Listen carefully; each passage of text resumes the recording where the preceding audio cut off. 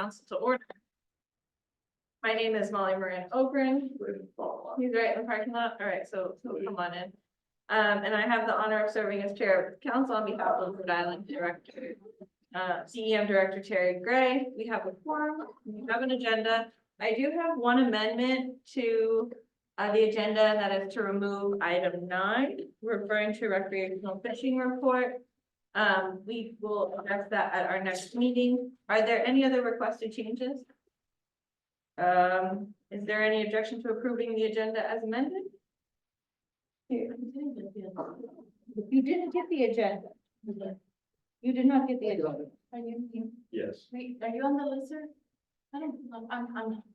All right. I think we got Take you on the list. We will get you on the agenda and no, that's good to note. Do you want, I have a quick agenda with my notes on it. Do you want to take a look to see if you want to make? A second. Not yet. The e-packets on the whole e-packets online. Okay, so we can address that too today, where the e-packet is too. So is there any objection to approving the agenda? Okay. Hearing none, the agenda is amended and is approved by consent. Okay, the next item is the meeting minutes from April 1st, 2024. These were also in the e-packet on our, so if you have internet access, you can go onto the Marine Fisheries Council website. And if you go onto the calendar and you click on today, it'll provide an e-packet and the agenda, so it'll be good to follow along.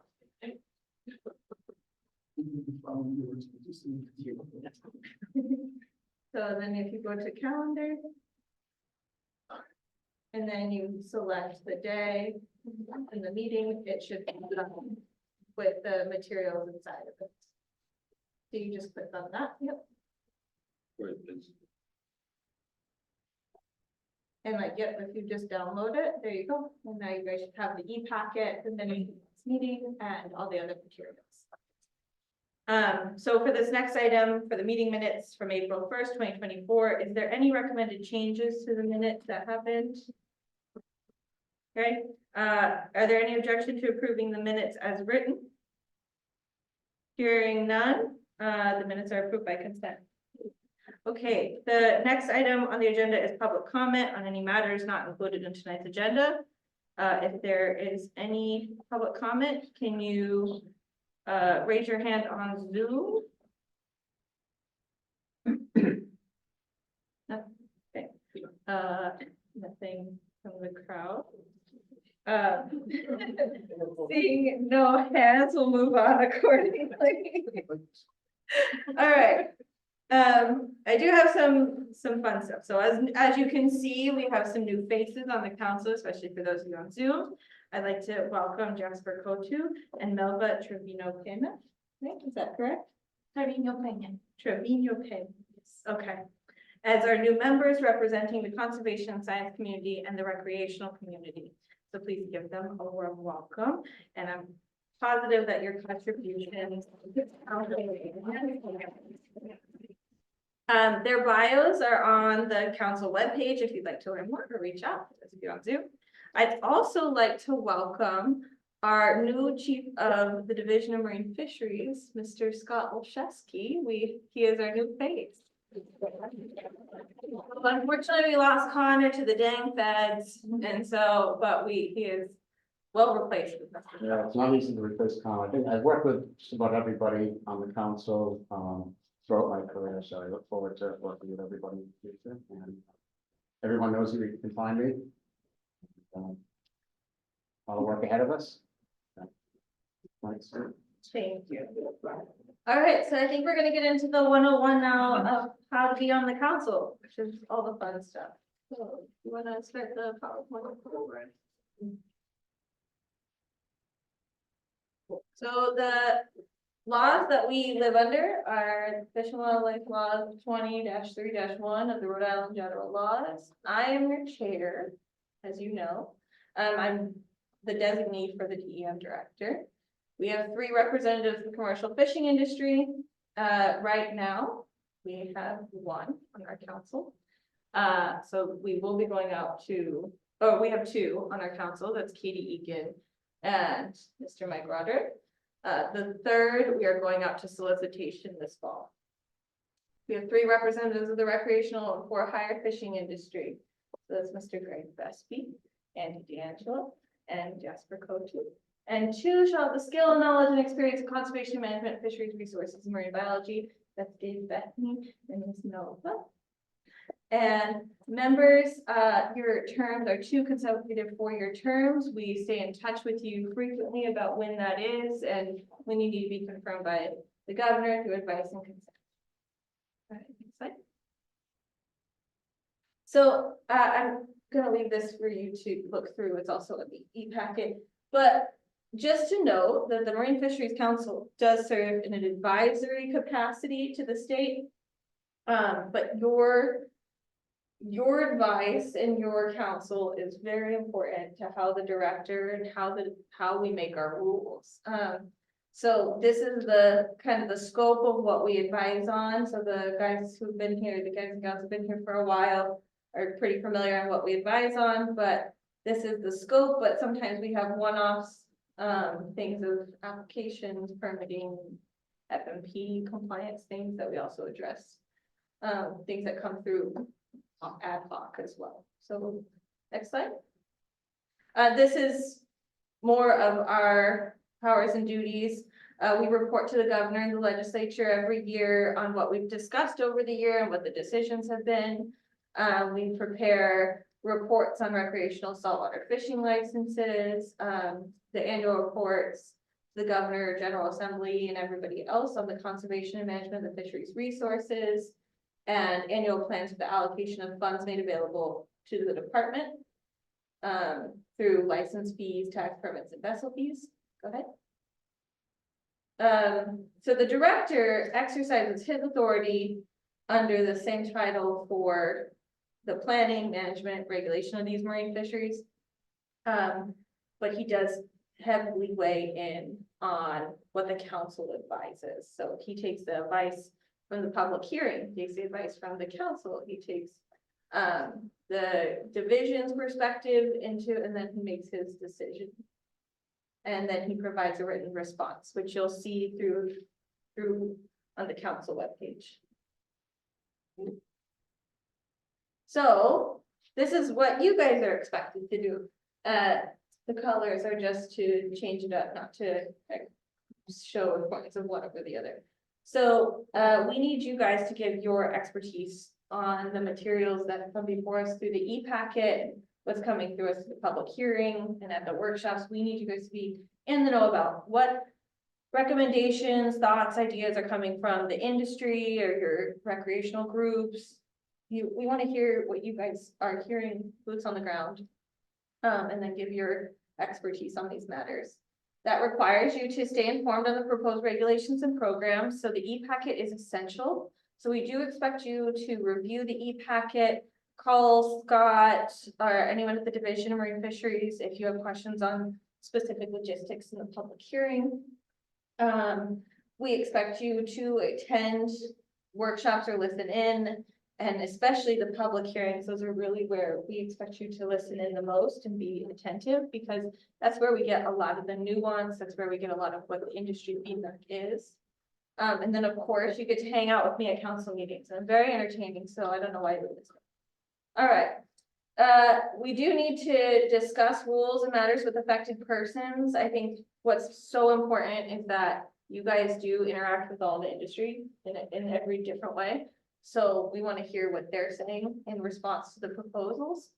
And then have an idea where you stand on those matters. You don't have to be hard and fast on every decision point, but you do have to kind of know where you stand on certain matters, especially if they're heavily covered in the public hearing and there's a lot of contention and there's a lot of comment.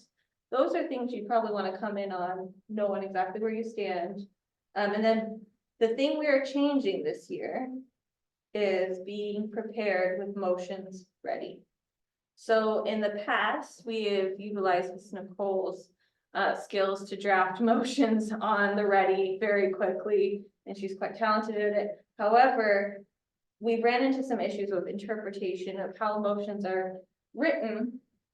And what the actual intent of them are, or the interpretation of them are. And the one way that we prevent that is to have council members either write the motion in advance or know kind of what the motion should look like. The division will still be providing options like they do in the past, where it says, typically it comes with option 1, option 2, option 3, or if you don't like any of those, you can come up with your own option, right? But have that motion ready with the language, and we would like you to submit it. If you know what you want to do, please submit it to Nicole and myself prior to the meeting. So we can get that on. So we can get it on the screen, we can write it, then we can make sure that it follows your intent. So with that being said, we're going to address this as well. When you have a motion prepared, we're gonna start we're asking that council members, when they make a motion, and it gets seconded, we want to give an opportunity for that motion maker to provide rationale.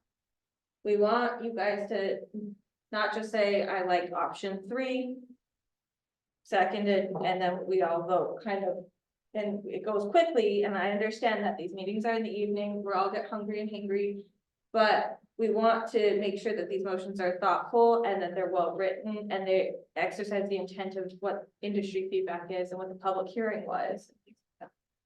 So we have an administrative policies and procedures of the Marine Fisheries Council that is on the webpage. I will address this tonight as well. We're trying to update it because that's from 2016 and we're coming up on the 10-year mark, which is crazy to think about. So we want to give that some modernization as well, but I'll address that in a few.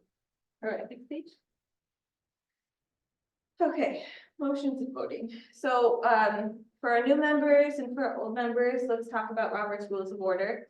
A quorum is the minimum numbers of members present for voting. So that's when I start the meeting every time. I say we have a quorum, we have an agenda, let's go. That just means that there's a majority of people here able to make a vote. That isn't just 2 people here deciding for the rest of the collective.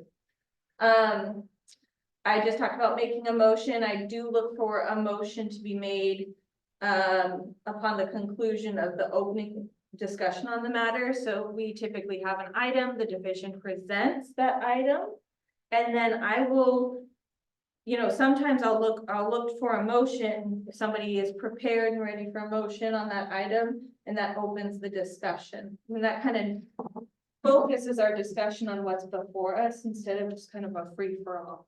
It also allows for future public input, and it's focused narrowly on the discussion and the motion at hand, as opposed to just a 3-hour diatribe of who doesn't like what or who likes things. Okay, so seconding a motion. Each motion does require a second. If you can't get a second, that means it's not going to proceed. Providing a second doesn't mean that that person agrees with the motion, but it desires a focused discussion. So I do ask the maker of the motion to read it into the record and then provide rationale. The seconder may also provide a rationale, but you don't have to. So the second can just second it to get it going. But the maker of the motion, it needs to be thoughtful. It needs to be that thoughtful language, and you need to read it into the record. So you gotta know what you're about to say. I do offer an opportunity for discussion. So typically I always defer to the council first. This is tricky when it comes to the public comment on a motion.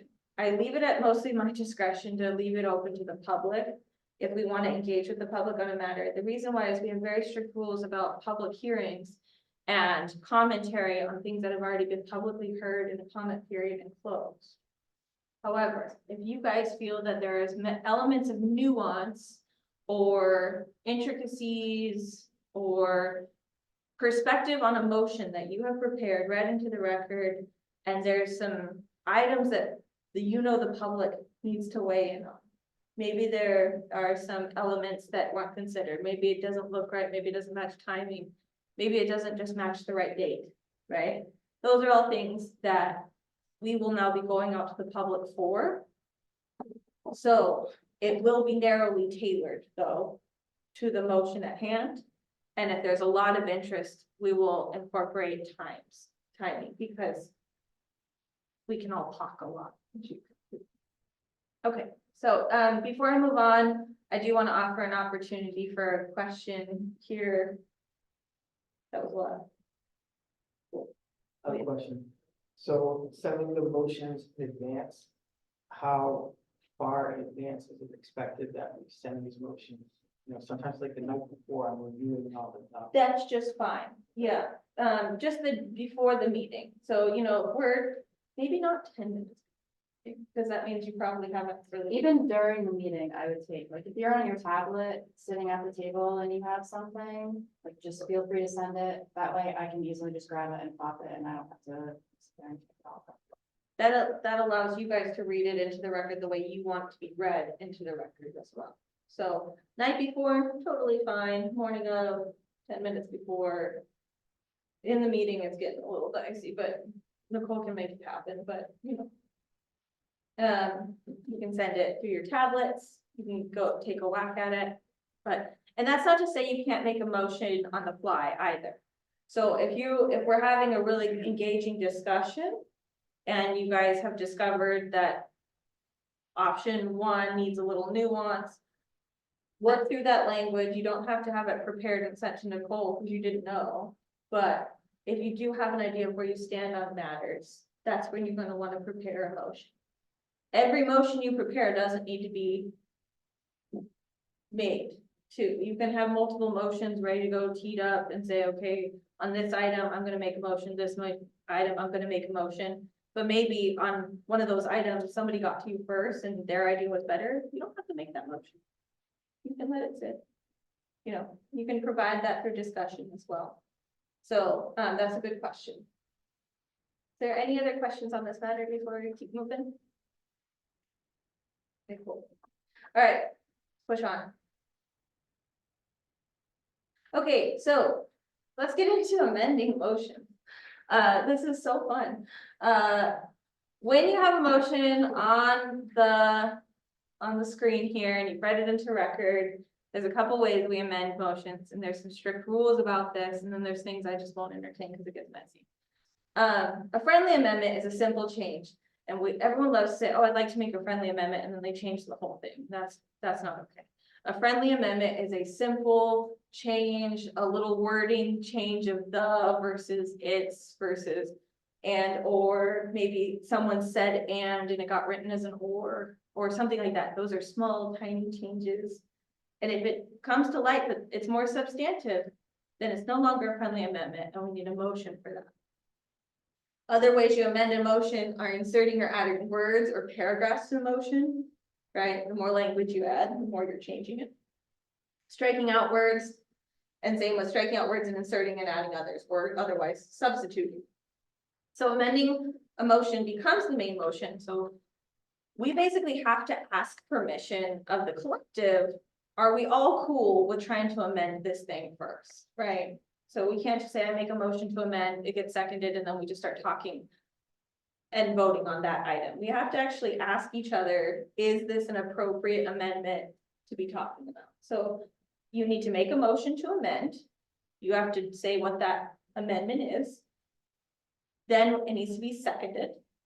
And then a discussion will ensue on whether we should be amending it. Does this amendment fit? Does this amendment encapsulate the conversation? Does this amendment actually reflect the needs of the collective, right? Then, once we've decided, hey, we take a vote. We're not going to amend this motion and everyone votes no, then it's back to the main motion. We go backwards, right? If we decide to say, yes, we want to amend this motion, then the motion is amended, and then we take a second vote to say, this is the motion we want, right? Okay, if the motion amends fails, then the original, yeah. So I'm gonna just pause really quick because this gets really dicey in a second. So are we all cool on how we decide to amend it? Cool. All right, next slide. Okay, secondary motions. These are gross and I don't like them. I'll just say that. You can have a secondary motion to amend. So if we are step 1, make motion, seconded, we have a motion on the table. We're discussing an amendment. Somebody wants an amendment to that motion. Somebody seconds that amendment. right, the motion to amend. Now we're discussing this motion to amend. And before we vote, somebody wants to make another motion to amend. So now we're amending an amendment. That's so messy. However, these happen, they are allowed. I will offer though, it gets super complicated because now you need to vote to amend the amendment and then vote to amend the amendment and then vote on that motion. It's so gross. So the risk is that, like, I will offer a lot of times if you want to amend something that's already being amended, explain that through discussion of why it should not be amended, and then pursue a second motion to amend and vote it down the first one. Does that make sense? Let's try it again. So you have a motion, right? We're cool there. Someone wants to amend it, right? And it gets seconded, and then we're discussing that amendment. Mike might say, well, I don't like that language, I want to amend it this way. And it gets seconded, so now we have basically a secondary motion to amend what you were already trying to amend in the first place. I will offer, that is so messy. So a lot of times I will recommend, if you have a motion to amend on the table, explain why it should proceed, because you have other ideas, you have other thoughts, you have other ways you could amend it. And that maybe it should get voted down, so that you know that it could be edited a different way. So then you vote down that motion to amend and you make a new one to try to take a second whack at it. It's less messy. I help guide you on this, so don't feel like you're lost in the sauce the entire time. If we're in it, we have legal counsel that helps us identify when we're lost in the sauce, you know? So I will offer that if we get to this point, I might say, you have the opportunity to vote down what you have now and take a second whack at it. Or we can go forward. So I'll defer to you what you want to do, but I'll kind of offer, we're in risky territory. I will also say there is a risk that it might not get voted down. So you might have a really compelling argument of to vote it down, you have other thoughts, there's other details that need to be amended, and it doesn't get voted down, and now you're back to a motion as amended. That's not to say you can't put forth another motion to amend. As long as it's not settled. That's another detail which we will get to. But I hope that explains it a little bit. This is really weird stuff that we're in, so I will always be happy to help walk you through this. We have legal counsel to help walk through this. Scott is also really well versed in this. Nicole is also very well versed in this. I think most of the division staff is well versed in this. So we're all happy to help and walk through these issues. I think you've only ran into this 1 or 2 times, so it's not as scary as you would think, you know. If we get to the point where we have made a secondary amendment, we can't go on and make a third one. We're done. And we're tired. All right. I'm gonna move on to the next slide. Motion to substitute. Same thing as like an amendment, except it's an alternative action to the main motion. Might say I make a motion to do X, get seconded. Melva, you might say I want to make a motion to substitute, and we want to do Y. It's a complete switch. I want option 1, it gets seconded. You're going to say I make a motion to substitute, and you're going to say substitute for option 2. Right? It's a complete switch. We're not talking about nuance. We're not talking about days. We're not talking about times. We're talking a complete new policy, right? That's the motion to substitute. Takes the same process as a motion to amend. It needs to be seconded. There needs to be a discussion. There needs to be a vote whether to substitute the motion. And then you go back and vote on that substitution. Okay. Next slide. Once the group has voted on an amendment, it's settled. Okay, so if your group has voted down an amendment to add certain words, you cannot propose another amendment to substantially the same words in place. You don't get 2 bites at the apple.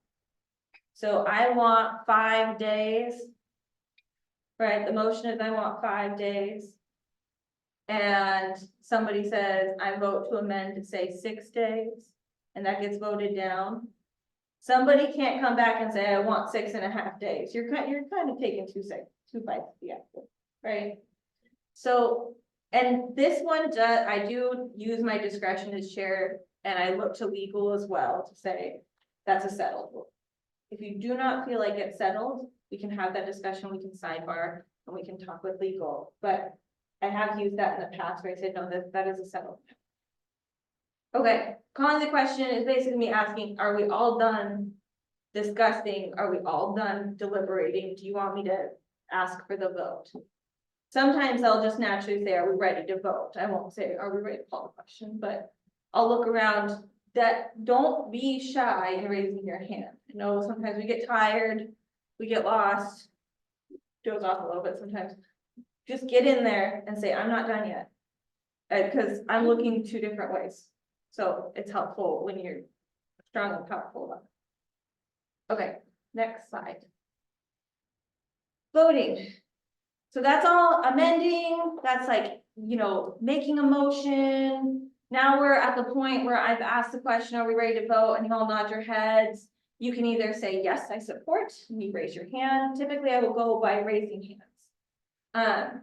Sometimes I will ask through consent, unanimous consent. So that's how I did it earlier today. These are things like, does anyone have any objection to approving the agenda as amended? And if no one's gonna fight that, I'm gonna typically do by consent. If it's pretty unanimous and things that can be done as a group, then I'll just do by consent. But if I need to actually take your vote, I will ask you to raise your hand. I need full hand in the air so that I'm looking both ways, and then I announce it, and then same with opposition. Abstentions should be far and few between, okay? You're present, but you're giving a no vote. This is typically if you're neutral on a matter or you're uninformed on that matter. I would just urge you to really never use the term I'm uninformed on that matter, because we have the opportunity to get informed on that matter right here with the division. We've had the e-packet, we've had the workshop, we've had the whole gamut. So we want to just make sure that, you know, if you're saying you're uninformed, you should be really uninformed. But in most times, support or opposition is what you're gonna look for. Okay. Next one. Okay, recusals. So you are subject to the Code of Ethics and regulations promulgated by the Code of Ethics. Ethics are weird when it comes to recusals in the council, because typically you need to recuse if you or your family members have a financial interest in the determining subject, or the subject that's being determined upon. That's weird because all of us are members of the collective group that we're making determinations on. So you would apparently have some kind of financial or familial interest, right? The thing about this is that it's applicable when you're making determinations that don't affect the large class. So, Jasper, you represent the recreational fishing industry, for hire. And if there is a determination that we're making a determination on a recreational or for hire reg, you're allowed to vote on that because you're determining as a class as a whole, right? But if it pertained to something that basically you and maybe one other vessel had an interest in, maybe that's something you should consider recusing. Because then it's pretty obvious you're just voting on self-interest. These are things we work through. I'm sorry. These are something like if you think there's a matter that's coming up and you want to talk through it, right? And you want to go over it, then we can discuss it and I can say, okay, talk to legal. Maybe this is something you should recuse on. We do have recusal forms. You do have to fill out the form. I do provide them to you. And then a recused member leaves the table when we talk about that item. You're not part of the council whatsoever at that point. You can come back. But like that item, no, you cannot. This is also in our council policy. We can go over it. I'm happy to take questions. Any thoughts so far? One recusals. Right, next slide. Okay, all of these, I'm not gonna go through each one of these, but these are your best resources. The Marine Fisheries Council webpage is your best guidance. But then there's also ASFC and all the federal councils and Magnuson-Stevens Act and a whole bunch. So, I would also say, let's get, Isabel and Jasper on the listserv, because that's gonna be good for their notices as well. Okay, next slide. Okay, I'm done talking. That's really great. And I'll turn it over to Scott. And what? I think it's Pete, yeah. Oh, it's Pete. Okay. Did you have it? Oh, Yeah. all right, good. Thank you, Mark. Yeah, here we Thank you. So most of what you folks do is give the director advice on regulatory matters, so we thought it's prudent for us to go through the rulemaking process with you all. We started this last year, and so update for current members and new information for new members. Very much apologize, Jasper and Dr. Pena, that did get you on the listserv. Hopefully not too big a deal. The real stuff starts the next meeting. So this is kind of where we consider our regulatory cycle to start. We pretty much always have a hearing in September that deals with licensing matters. We pretty much always have a hearing followed by the council in October. We pretty much always have a hearing in November that deals with commercial specs, followed by a council end of November, early December. And then another one in February, March, hearing followed by council March, April, that deals with a lot of rec species. And then we may have miscellaneous other ones throughout the year. So that's how that works. Just a quick note on the e-packet, hopefully you'll understand. So the column on the right is where we have links. So the e-packet is your meeting materials. So those links, so if you scroll down, it doesn't always look good, so it's not always clear. As you hover over it, hopefully the hand appears, so that you know it's a link. So it's going to go to an internet link, or it's going to go further down into the package where everything. And certainly one of the big parts about the e-packet, and I'm glad this is the next one we didn't have it ready, is public comments are all in there. So it's really important to know that that's there. A lot of information on this PowerPoint. We'll post it, so you have it all. Maybe I'll just all intro packages. Well, I'm also going to mail you out some intro packages. It's going to have a lot of stuff in it. A lot of stuff up to the ethics and refusals is in there. So we'll put that together and get that to you. So yeah, so rulemaking process. We're starting for real as we move along the year here. Why do we have rate changes? Seasonal matters. We have cyclical annual matters that are always, I just gave those to you. Commercial licensing, rec, commercial shellfish management area schedules. We do it for FMP compliance. We have proposals that are always coming in. We have things that are always on our mind. So things come up and we put them out for as proposed rules. Next slide, please. Mostly what we do is this. Pretty much all what we do is this. We have regular rulemaking and we have hearings. We always have an in-person hearing. Now we do combined in-person and Zoom as well. So the process usually starts with the workshop. Before we get notice, our opportunity to let you know we have on our mind, and opportunity for the public to also hear what we have, give us thoughts and any additional thoughts. Advisory panel, the only advisory panel right now is shellfish. So in lieu of a workshop, if it's shelter related, it could be advisory panel instead of a workshop. We have to go to Office of Regulatory Reform, we go to public notice, we have a hearing, you get council is after the hearing, the public comment period closes, so you have all those public comments in your e-packet.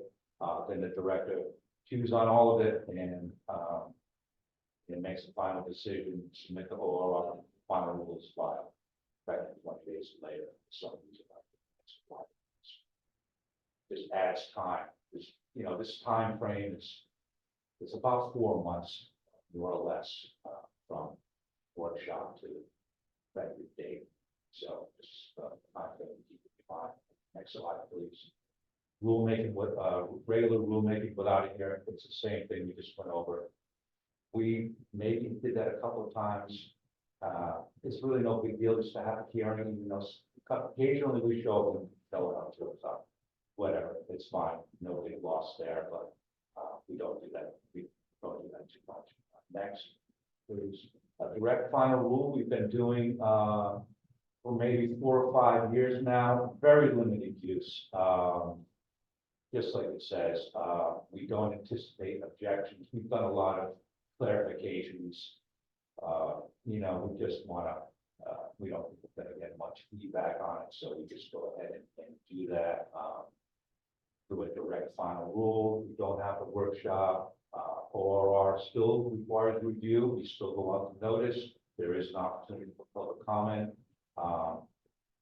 Basically, no objections.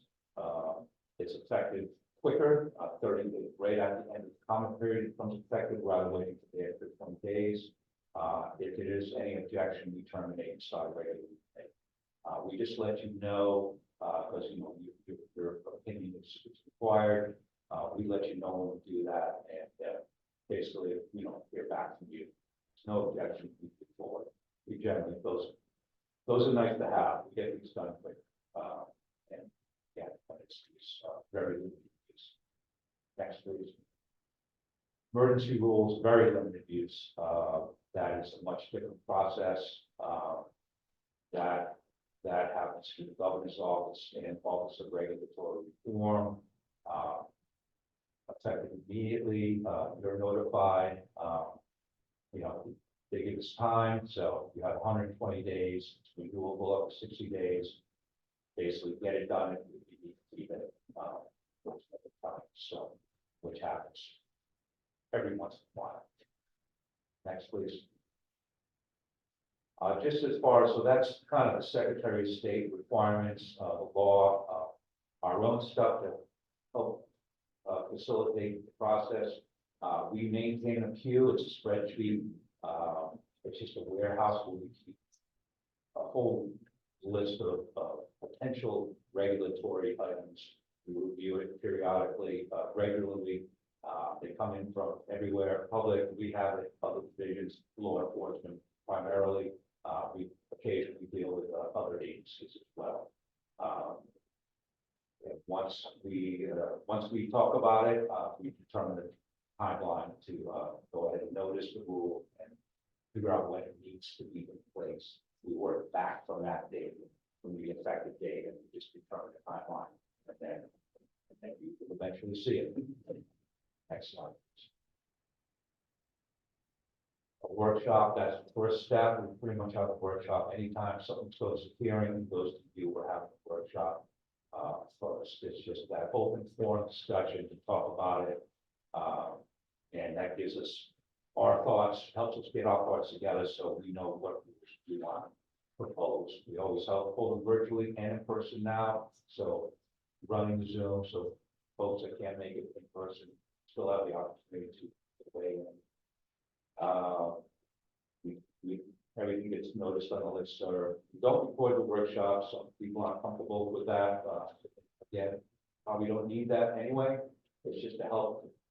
We're going to determine what we think should be noticed, and of course, whatever's noticed, opportunity for public comment later as well. We don't. Yes. If I could jump into, Yeah. workshops are really important to gauge where the industries are. A lot of times you'll get a lot of ideas of the division, takes back and does a lot of research on, so it might be an idea that kind of came out of nowhere, just like, someone's got a really good idea, and, the division does a lot of work of figuring out the science behind it, the feasibility of it, the law behind it. So workshops are really a good pulse check of what is the industry are feeling, especially as you notice, there's not a lot of public engagement at the council right now, and so that's a really good point of public engagement, because it is an open forum. It's not like they need to talk on record and give their notions publicly, in a way that's recorded, and that makes fishermen feel comfortable. So, I think we have one tomorrow, is that right, Pete? We have a hearing tomorrow. We have a hearing tomorrow, and then the next workshop, I would hope to see all of you there. Is there a calendar for the workshops online? Yes, it should be on the Marine Fisheries calendar. Yes, so the next workshop, next year, and we're gonna, put that up, this week, actually. If we want to get through this council hearing, hopefully, we try to separate, sometimes there's overlap. In a perfect world, we'd be done. Rules would be filed before we move on to the next one, so if people are confused, we have to remind ourselves, and so try to split it as much as possible. Pete, there's a question about the hearing tomorrow, that's to go over the October. The hearing tomorrow is the rules that are currently noticed. And this is covering. Covering, Licensing and.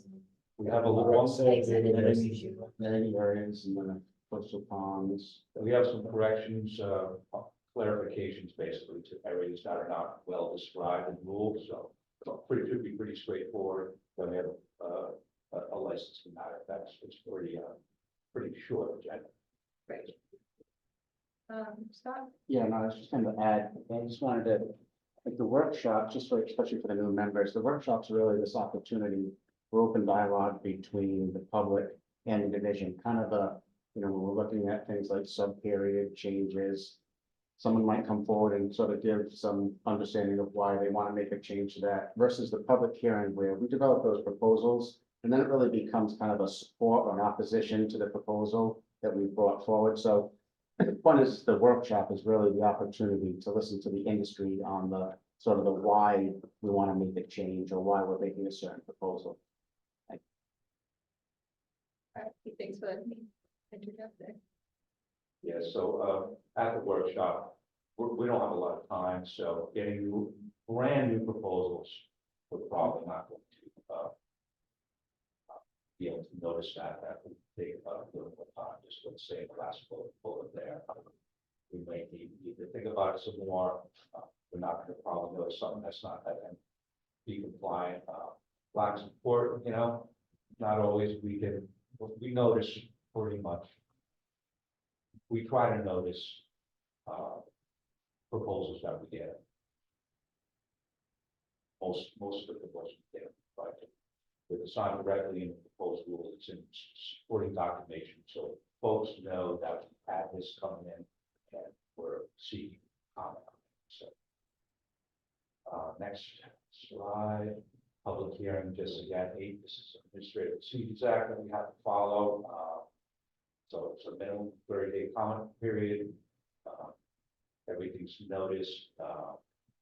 Comments should be, try to keep the comments focused on the proposed rule. This is not the time for new things. We're just, as Scott said, let's just talk about what was noticed. If it's something new that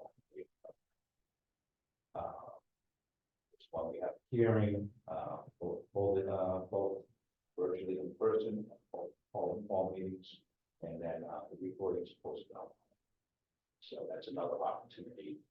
If you miss something, the council meetings and the hearings are recorded. So That's a quick, just from my understanding to confirm that for the new members. So we, as council members, we're not supposed to speak at a hearing. We speak at a hearing that we can't comment at the council meeting, but the workshops we're free to talk and discuss. Yes, that's exactly right. So if you are publicly commenting on a public record, that means you're showing favor to one proposal over another, that is your prerogative. But that is something you would necessarily need to kind of step away from the table, if you were to be at the table making the decision, we would already know what your vote is, basically, and you wouldn't be considerate of what the entire public comment hearing is, because you've already advocated for one way or the other. So yes, so if you are at the public hearing and you want to weigh in and say, I support X or I support Y, then when you're at the council, then I would ask you to step away from the table, be part of the public on that matter, and then come back when that matter is settled. But the workshop, you're totally right. That's a free-for-all, it's not a public process, through a publicly heard process. So you're able to engage with the public and the division in a more free-for-all way without showing an expression favoring one proposal over the other. I have a question. Yep. So the proposals are presented at the workshops, or the proposals come from the workshops, or it's kind of both ways? So that's a good question. So typically the workshops some proposals come from the workshops. Some proposals come from Fisheries Management Plan compliance, what we're doing. But they're presented at the workshops? No, they're presented through the public hearing. The workshops are kind of a feedback mechanism. So sometimes ahead of the workshop, we will have some proposals that people will send in for consideration because they didn't want to discuss it at the workshop. So we'll have those. We will also, when we send out the workshop agenda, we'll say, if you have proposals you want included in the workshop presentation, you have to submit them by this date and time to be included. So we try to include all proposals so we can have a robust enough discussion on everything. But typically, we do have proposals that come out of the workshop. So we'll post the presentation after the workshop that includes everything that we went to the workshop with and any additional proposals that came out of the workshop. So you can see that presentation and see the full list of proposals.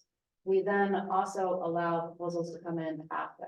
So before the public notice goes out. The public notice is when we have all final proposals and those are all included.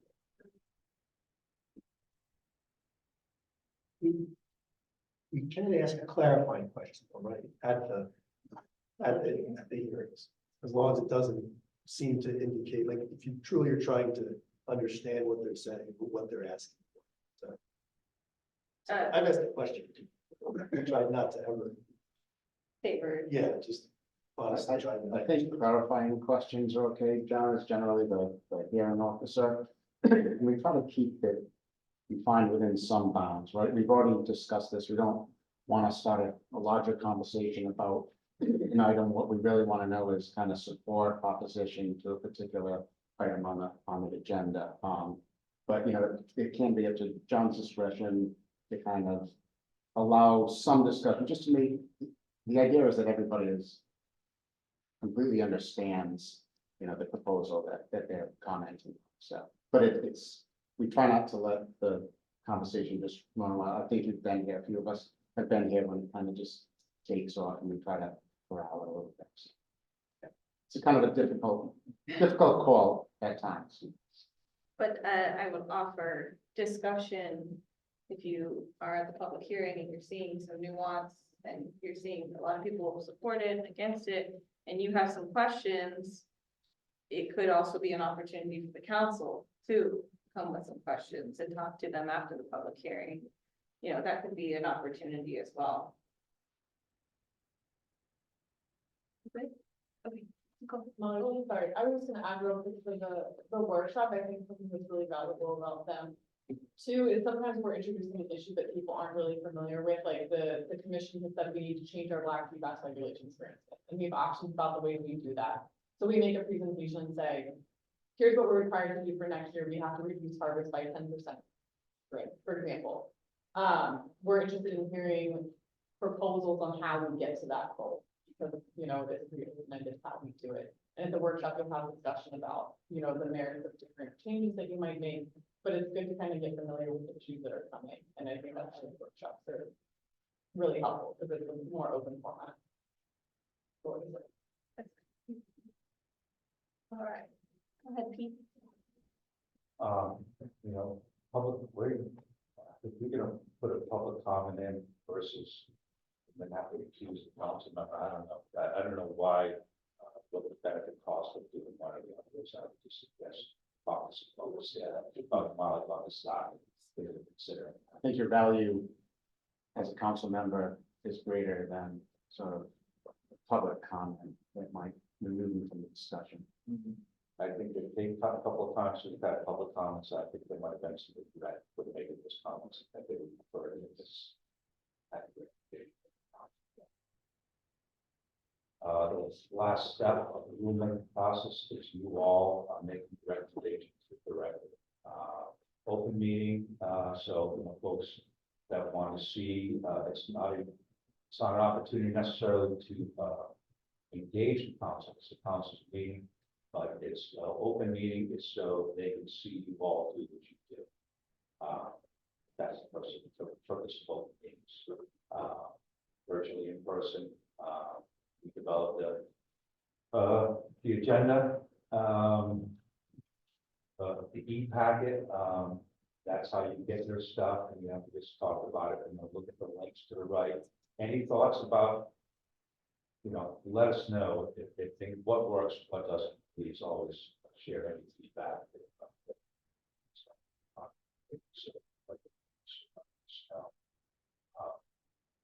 You're always going to get rule that was noticed. You're always going to get public notice. A little bit of a summary, just kind of a tally so much. You don't want to get into trying to summarize what a person said. You should just see what they said. So we'll always include that when they do it. So we always encourage written comments because you can see it. Comments that are only made in the at the hearing, you should listen to it. Just to, you know, it's really important to listen to kind of hear how people talk about things, get a sentiments of their feelings behind it. It's hearing it is much more important than just listening to what those words are. Really should understand about not a forum for public engagement. That public comment period has concluded when we're meeting, when you all are meeting. So it really isn't a time for new public engagement. Prepare the minutes, we record the minutes, meetings, and put them online. You either have to have a stenographer or you have to record them, so it's real clear what you said. Follow Robert's rules.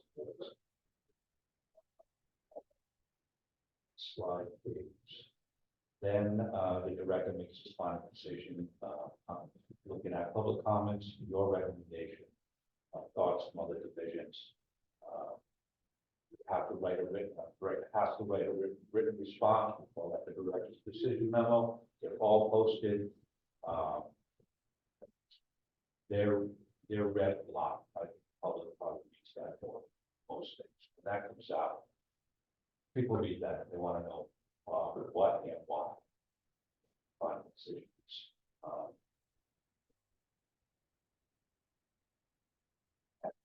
When that happens, when the director meets, we're going to file as noticed. We can make minor changes. We can make minor changes and still stay within the intent, not violate the Administrative Procedures Act. If it's anything that's a little bigger than that, we probably want to just not file anything and go back up. Direct final rule, that's just happens unless we if no objections, we file it, and we don't do directed decision memos. It's just a kind of a quick way to get more basic things. No heavy with a direct file, unless it's an actual big things. Next slide. We have shellfish and marine life management areas are a little different. They're exempt from the ATA when they're already established. When we establish the area, that goes through regular rulemaking, brand new area. But once it's established, then we don't have to follow the ATA. So there's no public notice of the rule. There's no public comment period. So you all get that. So best example of that is shellfish management areas, where, you're gonna see that next meeting. The Shellfish Advisory Panel meets every August, September to talk about the Greenwich Bay, December, harvest schedule. That changes every year around the holidays, so they'll talk, and come up with a recommendation to change it. You'll see that in October at the meeting, the final, recommendation to the director. Because there's that's not publicly noticed, we want to provide opportunity to comment to the public at both the Shellfish Advisory Panel and the company. So hopefully that takes care of that. Just be very transparent what we're doing and allow an opportunity for people to write. Everything else is followed, council recommendation, direct decision, the rule is effective 20 days from signature, so again, fill our timelines in, starting from when we need it effective. Work our way backwards to, meetings, workshops, but, yeah, it's public. Next slide, please. The only advisor, so you can establish advisory committees. We used to have a lot of advisory panels. I think we kind of covered most of what we did then better through our workshop process. So, but you have one advisory, established advisory panel right now, that's the Shellfish Advisory, that is your panel. That you all decided, folks, before you decided once upon a time that was something you wanted additional advice before you ended your recommendation. So that's very action. And Pete, just And for, very regular. and just for our new members,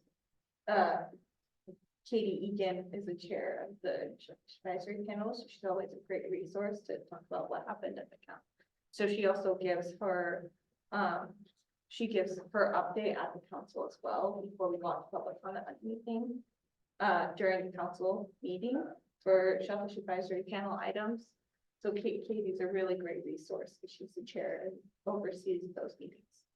Another question. No, it's great. The advisory committee, not just people on the council. No, but she's the chair because she sits on the council. Got it.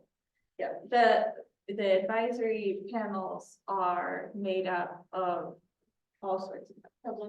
Yeah, so the next Shellfish Advisory Panel, maybe we can go to, so you can see there's a lot of input around, what's coming, what proposals are happening, what changes are going on.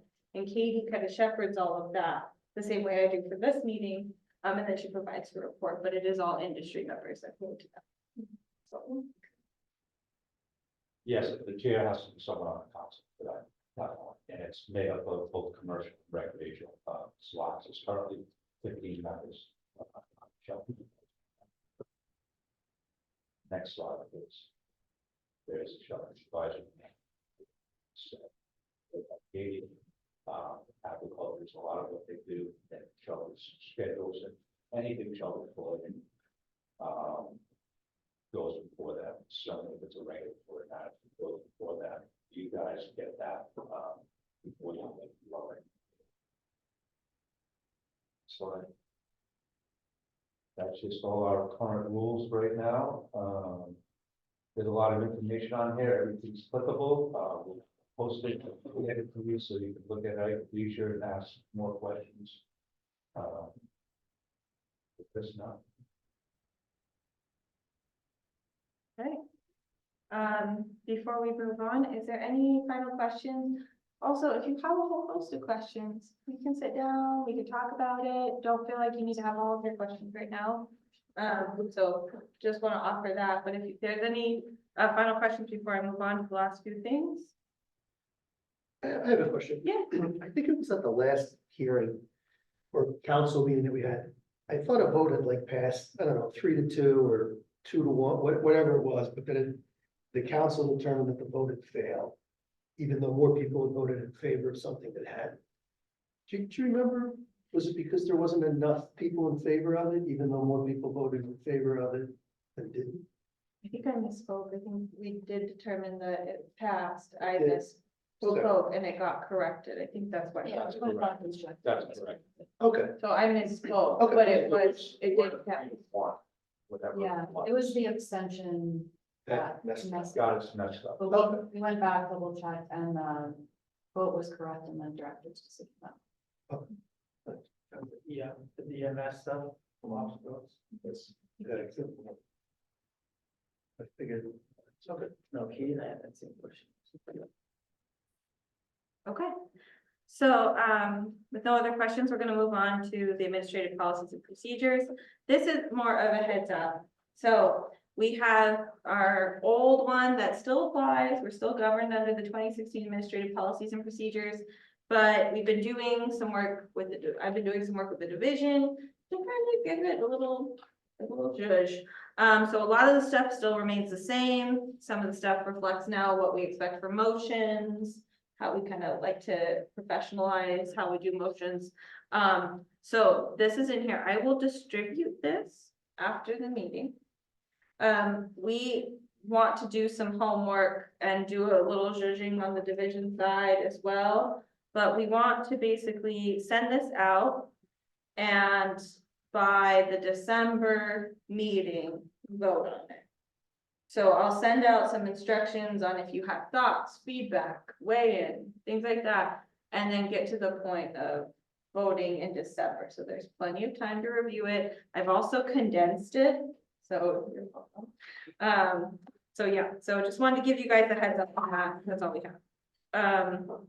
The next couple items, we're gonna go over some reports. So the next item we have is the annual fisheries report, and I'll go right to Scott.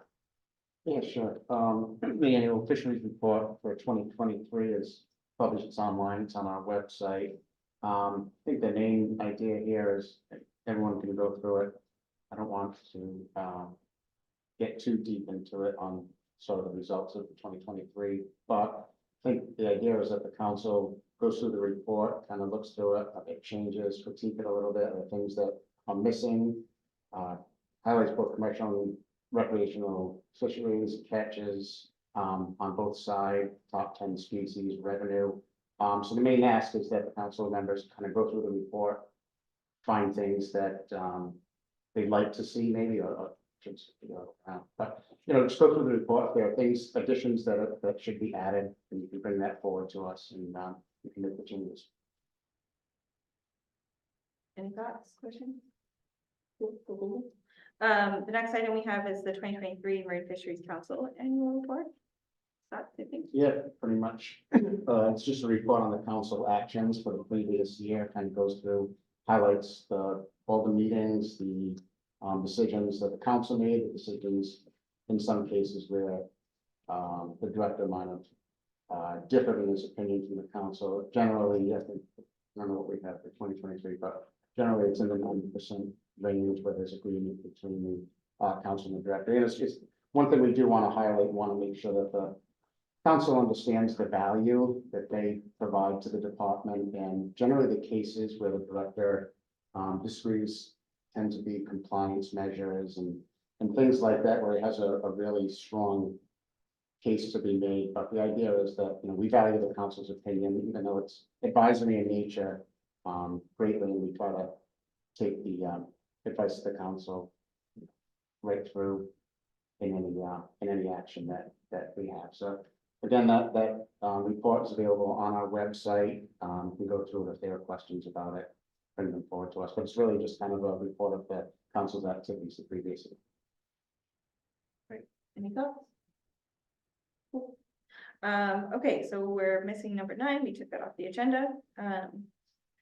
And then are there any other matters that you council members would like to discuss? There's plenty of opportunity in the future as well. Okay, is there any objection to adjourning this meeting this evening? Hearing no objection, the meeting is adjourned. Thank you guys for attending.